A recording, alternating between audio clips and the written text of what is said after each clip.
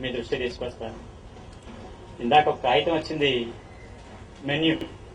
Already పేపర్లో కూడా వచ్చింది మేమేం తింటున్నాం. అడవిలో ఏం తింటున్నామో, మన పీడిత ప్రజలు ఏం తింటున్నారో మీకు తెలుసు.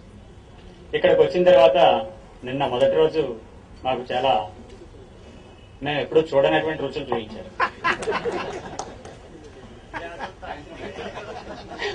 వెంటనే మాతో ఉన్నటువంటి, మా రక్షణగా ఉన్నటువంటి కామ్రేడ్స్ మనం ఏం తింటున్నాం, ఇది ఎవరి తిండి అని అడిగారు.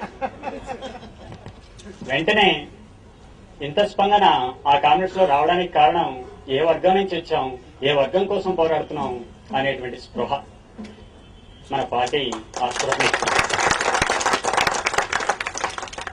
రాత్రి నాయకత్వం ఒకసారి అనుకుని ముందే చెప్పి ఉండాల్సింది, మన మెన్యూ ఎలా ఉండాలో చెప్పలేకపోయాం, ఇప్పుడైనా చెబుదామని చెప్పి పొద్దున్నే వాళ్ళని పిలిచి, మాకు సహకరిస్తున్నటువంటి వంట చేసే వాళ్ళని పిలిచి, మా అలవాట్లు ఇవి కాబట్టి మీరు కూడా మాకు సహకరించండి, మాకు ఇడ్లీ పెట్టండి, సాంబార్ ఇవ్వండి, ఒక కూర సాంబార్ చాలు, మజ్జిగ ఇవ్వండి, అరటిపండు